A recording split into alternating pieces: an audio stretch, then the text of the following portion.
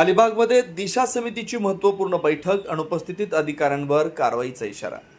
रायगड जिल्ह्यातील विकास कामं आणि केंद्र पुरस्कृत योजनांचा आढावा घेण्यासाठी अलिबाग येथील जिल्हा नियोजन भवनात जिल्हा विकास समन्वय संनियंत्रण समिती दिशाची महत्त्वपूर्ण बैठक पार पडली। ही बैठक श्रीरंग बारणे यांच्या अध्यक्षतेखाली तर सुनील तटकरे यांच्या प्रमुख उपस्थितीत झाली। यावेळी आमदार महेंद्र दळवी देखील उपस्थित होते। बैठकीत केंद्र शासनाच्या विविध योजनांच्या अंमलबजावणीचा सविस्तर आढावा घेण्यात आला।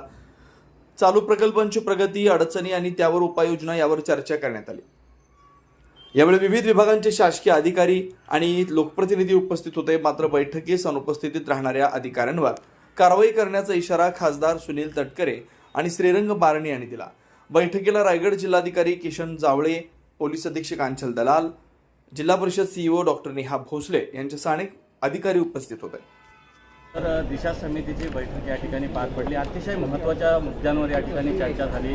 काय नेमका या बैठकीचा फायदा होईल भविष्याच्या काळात? या बैठकीचा फायदा म्हणजे भारत सरकारच्या, राज्य सरकारच्या विविध योजना ज्या घटनेचे शिल्पकार डॉक्टर बाबासाहेब आंबेडकरांनी कणकरत लिस्टमध्ये दिलेल्या आहेत, त्या व्यवस्थेमध्ये अनेक वेळेला अंमलबजावणी करत असताना अडचणी होते, अधिकारी वर्गांकडून दुर्लक्ष होत असतं, नागरिकांच्या, लोकप्रतिनिधींच्या काही गंभीर तक्रारी त्या ठिकाणी असतात। या आढाव्याच्या निमित्ताने सखोलपणाची आम्हाला त्यामध्ये चर्चा करता येऊ शकते। खरोखरच शासकीय पातळीवरच्या काही अडचणी असतील तर त्या दुरुस्त करता येऊ शकतात। काही वेळेला हलगर्जीपणा अधिकाऱ्यांच्याकडून असेल तर त्यालाही जाब आपल्याला त्या ठिकाणी विचारता येऊ शकतो। अनुपस्थितीच्या बाबतीमध्ये आपण मगाशीच खासदार साहेबांनी सांगितलं की आमचा तो हक्क आहे, कारण ही कायद्याद्वारे स्थापित झालेली दिशा कमिटी आहे। याला उपस्थिती अनिवार्य असल्यामुळे अशा अनुपस्थित अधिकाऱ्यांची माहिती घेऊन आम्ही त्या संदर्भात हक्कभंग ठरावसुद्धा ते तर सदस्यच आहेत, आम्ही लोकसभा अध्यक्षांकडे देणार आहोत। हा एक भाग राहिला।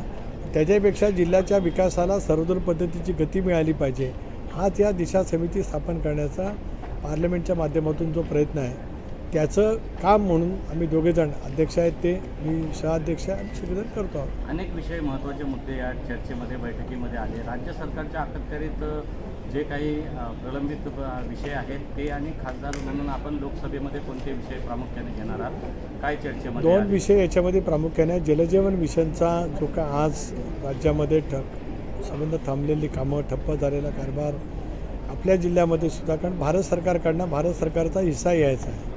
आम्ही दोघेही CR पाटील या खात्याचे मंत्री आहेत, त्यांना भेटू, भारत सरकारकडनं जो निधी वितरित करायचा आहे त्याचा पाठपुरावा करू। राज्य सरकारकडे सुद्धा मुख्यमंत्री महोदय आहेत, उपमुख्यमंत्री शिंदेसाहेब आहेत, सुनेत्रा बहिणी आहेत, आम्ही त्या तिन्ही सर जिल्हा विकास समन्वय आणि संनियंत्रण समितीची आज महत्त्वपूर्ण बैठक झाली। विविध विभागाचे प्रश्न पाण्यापासून, आरोग्यापासून, शिक्षणापासून घेण्यात आले। काय नेमका अधिकाऱ्यांना सूचना देण्यात आलेल्या आहेत? कामामध्ये गती येण्यासंदर्भात काय भूमिका आहे सर? केंद्र सरकारच्या योजनाचा अंमलबजावणी होती का नाही, त्याच्यामध्ये काही त्रुटी आहे, या दृष्टिकोनातून दिशा कमिटीची स्थापना झाली आणि या दिशा कमिटीच्या माध्यमातून त्याचा आढावा बैठक आम्ही घेतली। केंद्र सरकारच्या जेवढ्या योजना आहेत जवळपास केंद्राने सूची जिल्हाधिकाऱ्यांना राज्य सरकारच्या माध्यमातून पाठवलेली आणि त्या सूचीच्या अनुषंगाने 101 जवळपास कामं आहेत आणि त्याचा आढावा बैठक जवळपास 3-3.5 तास चालली होती। विविध विषयावरती मान्य या समितीच्या सदस्यांनी देखील प्रश्न उपस्थित केले। या रायगड जिल्ह्याच्या दिशा कमिटीचा मी अध्यक्ष खासदार सुनीलजी तटकरे साहेब आहेत, अनेक सदस्य यामध्ये आहेत। आपण पाहिलं असेल की केंद्र सरकार राज्य सरकारच्या माध्यमातून मोठा निधी खरं तर देतो आणि निधी देत असताना त्याचा विनियोग कशा पद्धतीने होतो त्याच्यावरती नियंत्रण राखून त्याचा अहवाल खरं तर केंद्र सरकारला देण्याच्या संदर्भामध्ये ही महत्त्वपूर्ण समिती आहे आणि त्याची एक महत्त्वपूर्ण बैठक आज पार पडली। जिल्ह्याच्या विकासात्मक जडणघडणीमध्ये ही बैठक महत्त्वाची आहे। महत्त्वाच्या सूचना अधिकाऱ्यांना आपल्याकडून दिल्या जातात। अशा परिस्थितीमध्ये अनुपस्थित अधिकाऱ्यांबाबत देखील आपण नाराजी व्यक्त केली। काय कारवाईचे संकेत आहेत? केंद्र सरकारच्या स्पष्टपणे सूचना आहेत की संबंधित विभागाचा प्रमुख अधिकारी त्यामध्ये उपस्थित राहिलाच पाहिजे।